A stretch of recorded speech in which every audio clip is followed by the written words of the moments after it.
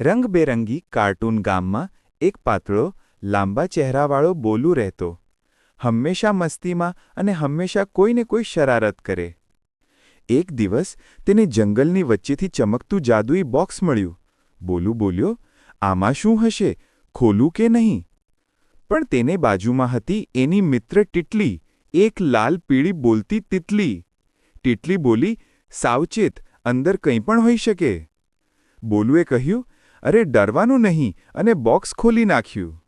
અંદરથી એક જાદુઈ ટોપી નીકળી, જેને પહેરો એનું સ્વપ્ન સાકાર થઈ જાય. બોલુએ ટોપી પહેરી અને બોલ્યો, મારે એક મોટું મીઠાઈનું ઘર જોઈએ. બૂમ! પલકમાં મીઠાઈનું મોટું મહેલ ઊભું થઈ ગયું.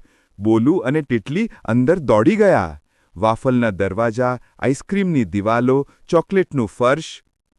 પણ અચાનક મહેલ પીગળવા લાગ્યો. ટીટલી ચીસી, બોલુ, ટોપી ઉતારી દે, તારો સ્વપ્ન ગરમીને કારણે ગળી જાય છે.